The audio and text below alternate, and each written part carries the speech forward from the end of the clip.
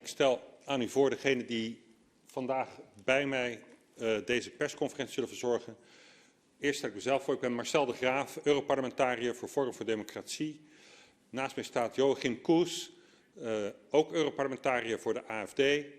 Willem Engel, niet alleen geschoold in pharmaceutical sciences, maar vooral ook human rights activist die zich ontzettend hard maakt voor de coronavaccins en de schade die dat ons oplevert. En hij gooit alles in de strijd om ervoor te zorgen dat wij veilig blijven. Aan de andere kant heb ik Wiebeke Manneke en Max Schmeling. Zij zijn beide auteurs van een artikel wat gaat over de verschillen tussen de verschillende effecten van de batches van coronavaccins. Batch dependency noemen we dat. Max is statisticus, Wiebeke is medisch dokter die zich gespecialiseerd heeft onder andere in al deze coronavaccins. Ik ga van start, dames en heren. Afgelopen maand schreef ik met Joachim Koes en nog 6 collega's van het Europees Parlement een brief aan de EMA. Het Europees agentschap dat verantwoordelijk is voor de toelating van geneesmiddelen op de Europese markt. En daarin vroegen wij opheldering over de vele problemen rond de COVID-vaccins. En deze problemen zijn zo groot dat wij de EMA vroegen om intrekking van de markttoelating. Deze maand ontvingen wij van de EMA een antwoord op onze brief. En dit antwoord bevat schokkende feiten. Allereerst stelt de EMA expliciet dat zij de coronavaccins alleen en uitsluitend op de markt heeft toegelaten voor individuele immunisatie. En absoluut niet voor beheersing van besmetting en absoluut niet voor het voorkomen of verminderen van besmettingen. En dit is vernietigend voor regeringen die vol op het campagneorgel zijn gegaan met de boodschap: je doet het voor een ander. Niets daarvan klopt. Niet alleen had de EMA de vaccins helemaal niet toegelaten om besmettingen tegen te gaan, de EMA gaat nog verder en verklaart in haar antwoord, en ik citeer: EMA's beoordelingsrapporten over de toelating van vaccins benadrukken het gebrek aan gegevens over besmettelijkheid. Met andere woorden, de vaccins waren niet bedoeld voor het voorkomen van besmettingen en er zijn al helemaal geen gegevens die onderbouwen dat de vaccins helpen tegen besmettingen. Sterker nog, de EMA verklaart: herhaalde blootstelling aan het virus verhoogt de kans op infecties, zelfs in gevaccineerden. De massale overheidscampagnes om jezelf te laten vaccineren, om je ouders, je buren, de zwakkeren in de maatschappij te beschermen, waren niet alleen ongeautoriseerd, maar ook volkomen onzin en niet gebaseerd op feiten. Maar helaas wordt het nog erger.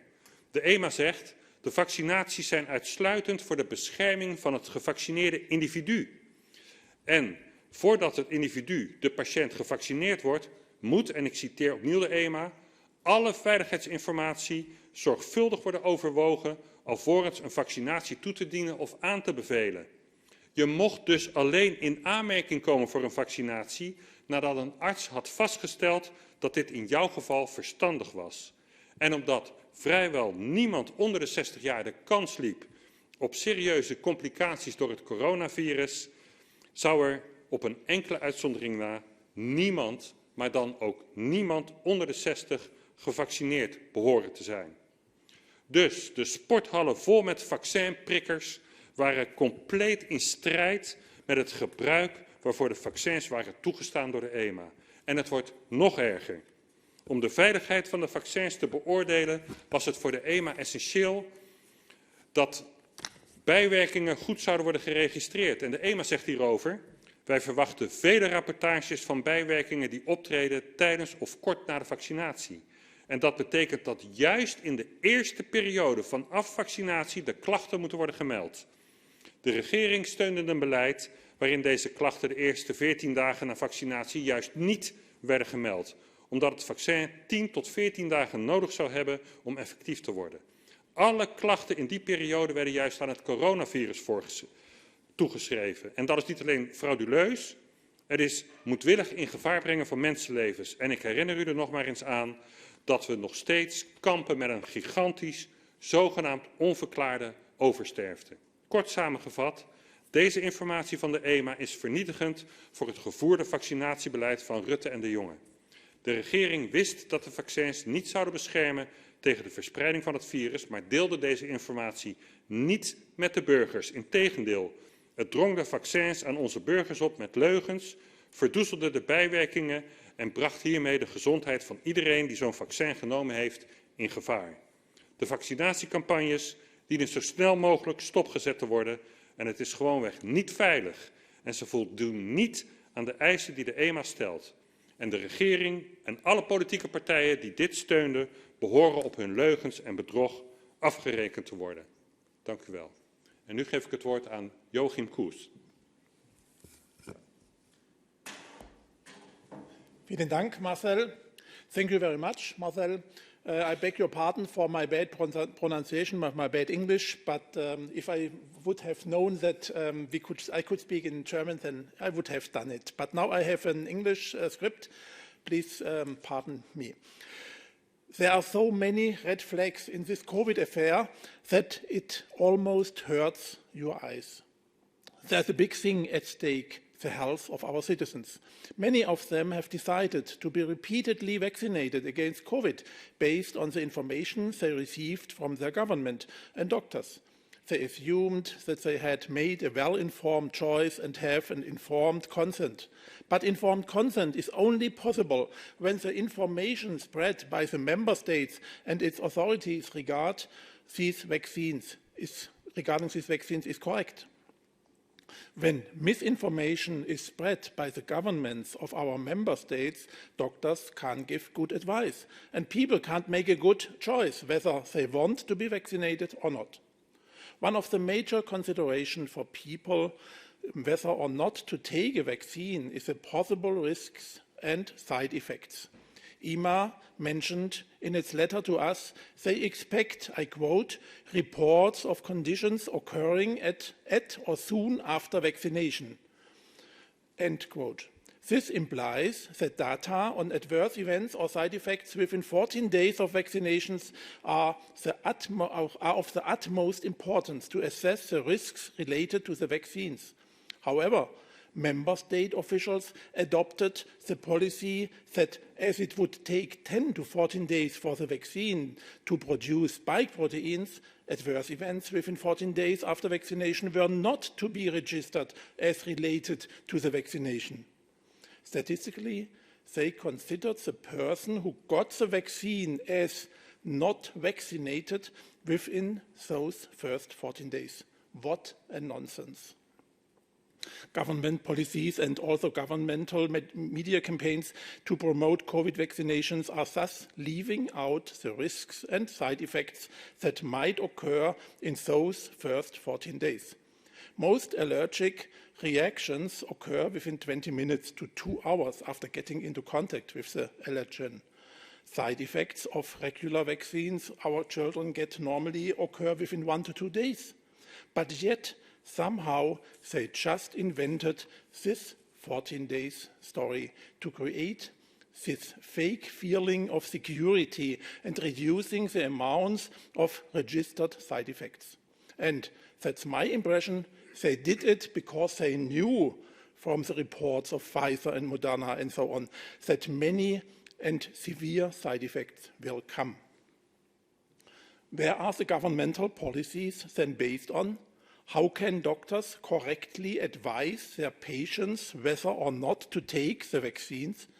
How can a citizen who is thinking about vaccination then assess for himself the safety of the COVID vaccines?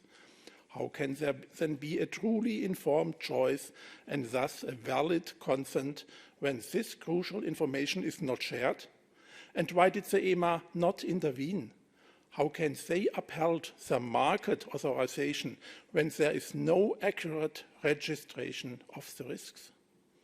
It was also recently disclosed that the Side Effects Registration Institute in the US, called VAERS, has one register that's public and another closed database that is only available for certain pharmaceutical companies and officials. The closed database contains more, more serious and more detailed side effects than the database that is not publicly accessible. That is, of course, unheard of and unacceptable. In this way, the ordinary citizen who only has access to the public database is not correctly and fully informed about the risks, and therefore the citizen cannot give a truly informed contribution to the vaccination. In Europe, we have a similar database called Eutra Vigilance. Do they also have a closed and a public version? Are they also misleading our citizens? I don't know the answers, but we must get this question answered as soon as possible. The health of our citizens is at stake, and the next COVID booster campaigns have already started. Thank you for your attention. Thank you, Joachim. And now I'd like to give the floor to Willem Engel.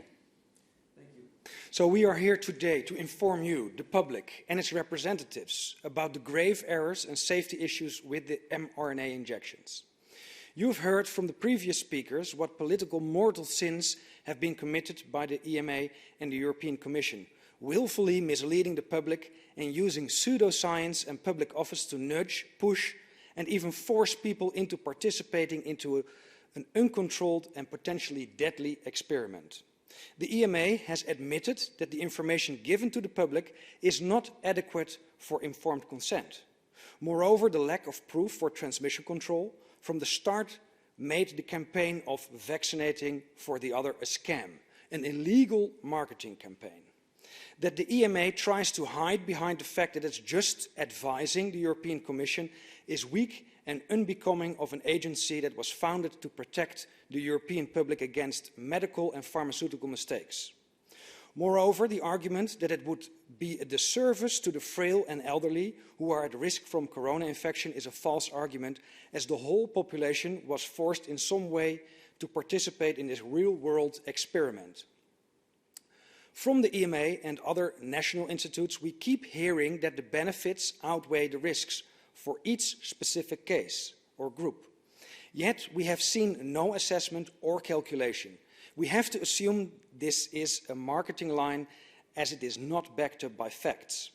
The reality is that we are dealing with a public health crisis as we speak, not caused by a virus, but by these mRNA injections. Many thousands have been injured and cannot live a normal life because they were forced to participate in a potentially deadly experiment. Ignoring the Aarhus Treaty is a violation of international law that we have raised, and with us national institutes like the Commission for Genetic Modification, the COGEM. In their report, they argue that the exemption under Directive 2020/1043 should be void, as it cannot be in the interest of the public to skip studies on environmental impact and human health due to genetically modified organisms, which were used to produce the mRNA injections. To be very clear, the mRNA is non-human and part of a GMO. Moreover, the recent publications on plasmid DNA contamination in these mRNA injection fluids proves beyond doubt that we are dealing with a GMO product. Regardless of the attempts to redefine the term GMO, following an EU court ruling from 2018, any innovation containing or derived from the use of genetic engineering techniques is to be considered the same as an GMO and subject to the same regulatory approval system. Now, integration of bacterial or viral genetic code into the human genome has been associated with a higher risk of cancer. Whether that will be the case, we don't know. But we should have known, more precisely, the EMA should have known before giving a positive advice. Another serious concern is the interaction with the microbiome each person carries. By integration of antibiotic-resistant genes, some bacterial or fungal strains could become a health risk. An attempt was made to classify these injections as vaccines, an attempt that continues to this day. In Regulation 2009/120, a line is misinterpreted. Gene therapy shall not include vaccines against infectious diseases. It should be read as mutually exclusive. Two essential components of a vaccine is long-lasting immunity, also called active immunity, as opposed to the passive immunity derived from antibody therapies. Secondly, a vaccine should contain an antigen. None of the mRNA injections contain an antigen. Using redefinition, omission and skewing, an appointed expert group has tried to circumvent the regulations guarding the safety on gene therapy by silently changing the classification and conditions for the marketing application of these mRNA injections.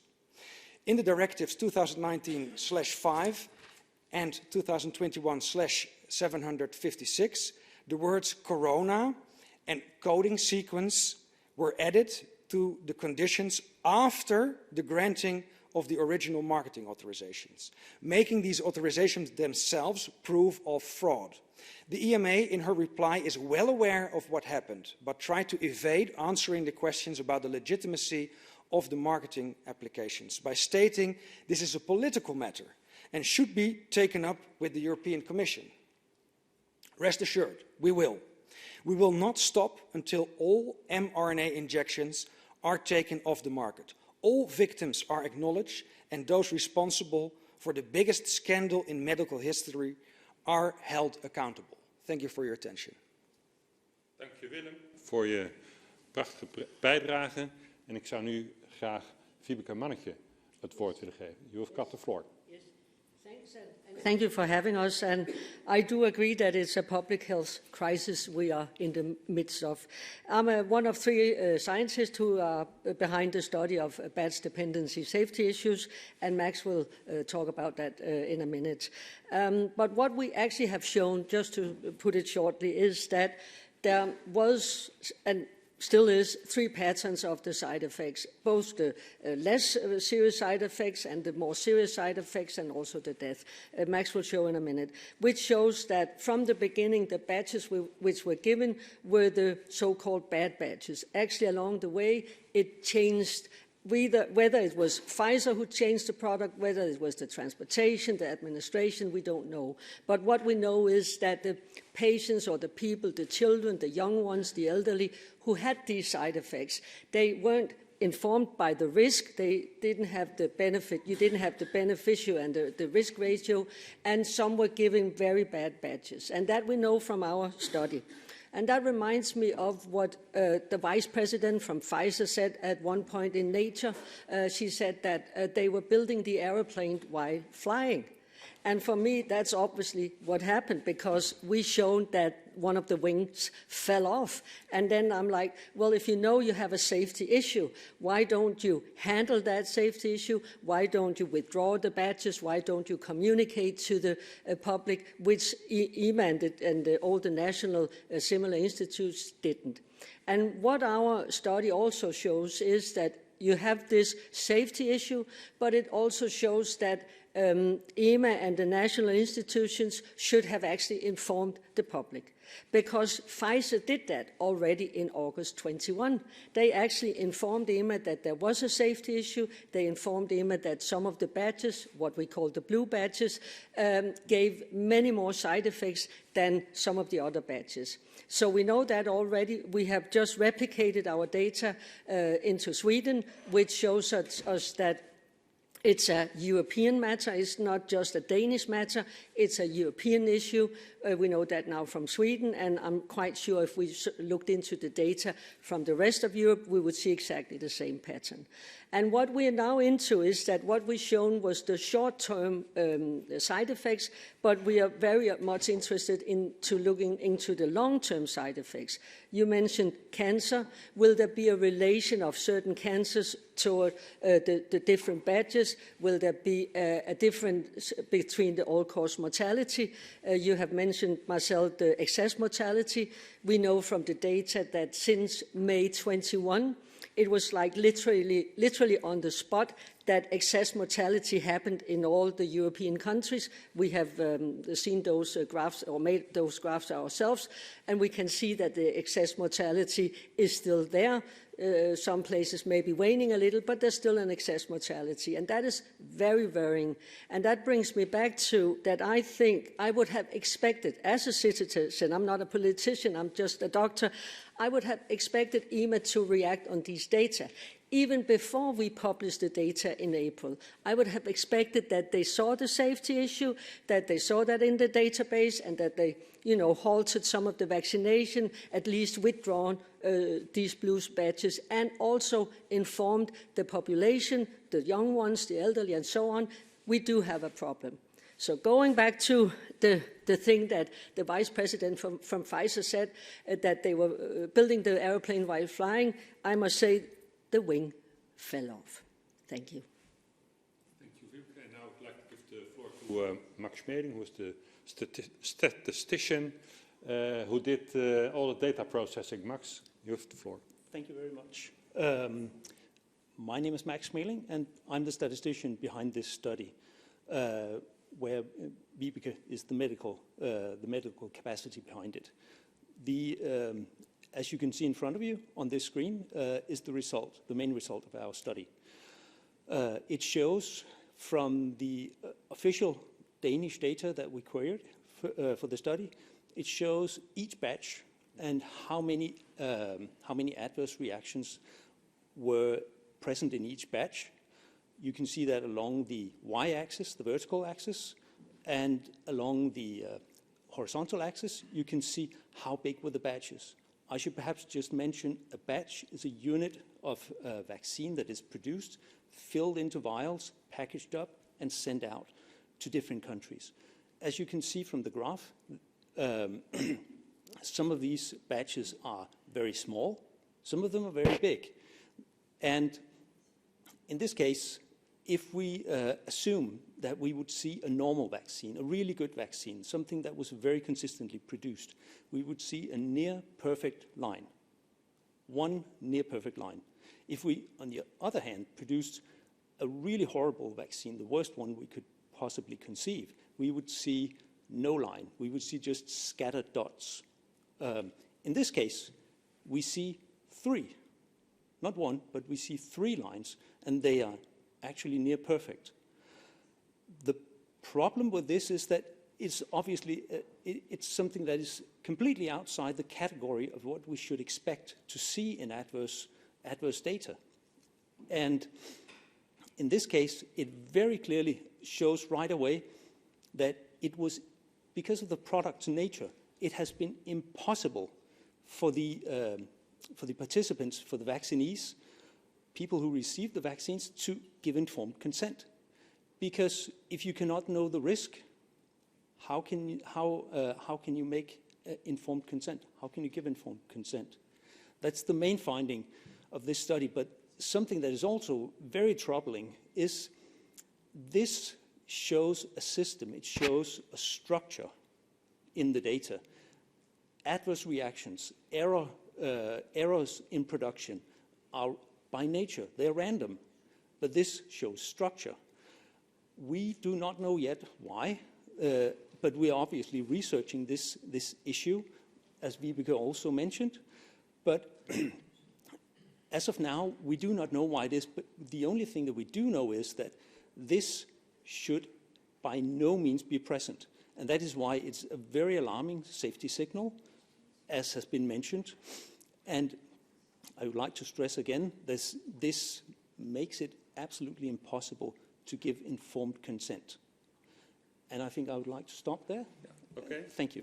Thank you, Max. I think you made it very clear that there are three different types of batches, and every batch gives another risk.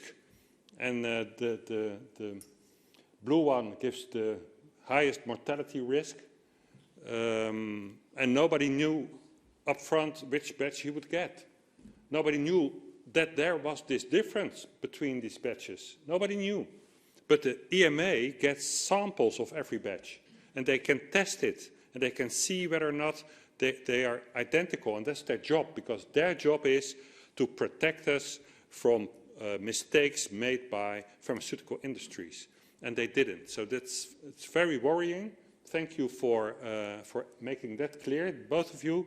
And that is also something that in a second letter to the EMA we are going to address.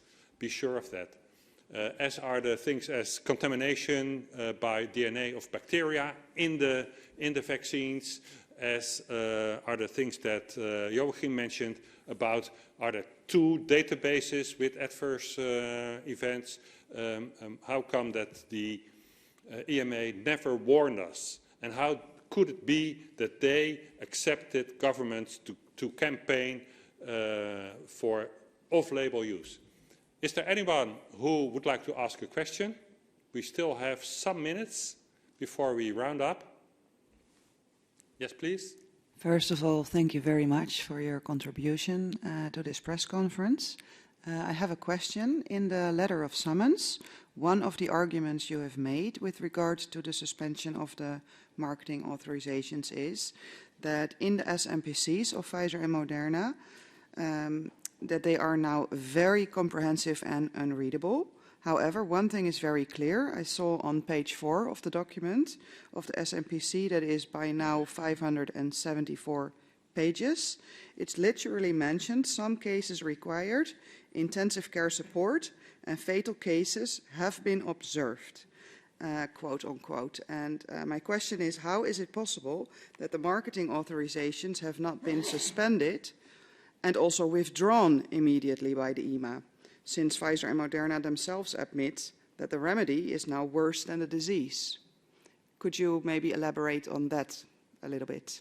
Well, I can tell you this, that's a question for the EMA. The EMA needs to assess all these statistics, the safety, and then take a decision. We demanded from the EMA to withdraw market approval immediately because of all these signals of people dying, of the myocarditis, pericarditis, people with this heart failure dropping dead on the football field in front of television. That is all related to these vaccines, and that is what it has been obscured by bad registration. So yes, it's a very valid point. It only stresses that even now the pharmaceutical industry is making this clear statements in their additional information of 574 pages. Sorry. I mean, that is not accessible information for a medical doctor or for a patient. They need to make a very concise, small, clear list of side effects and the probability. How often does it occur? Like 1 in 10,000, for instance. If 1 in 10,000 vaccinated will drop dead, sorry to put it that blunt, because of the vaccine, then it is much worse than getting a COVID infection. So, that stated, I think the ball lies now with the EMA to take measures. Thank you. Other questions? None? Okay. Well, maybe one more, Okay. because Last one. it seems that you have to have separate SMPCs per booster. Could you elaborate on that maybe a little bit more, Mr. Engel? Yeah, it's very strange that we see one document for all the variants they have produced. The reasoning of the EMA is that it's still the same marketing application. And it's a very concerning point. We see that the clinical trials were just ongoing for 3 weeks, yet the XBB 1.5 booster was granted a market authorization. So the EMA really does not follow its own guidelines, and they have created a sort of punched a hole in this hypervigilance safety registration. So now we have untested medical products on the market. Okay. Well, sorry, we have to end this. No more questions. Thank you all very much for attending this press conference. Thank you very much for listening or watching us via the social media channels. And we'll inform you about our follow-up. Thank you.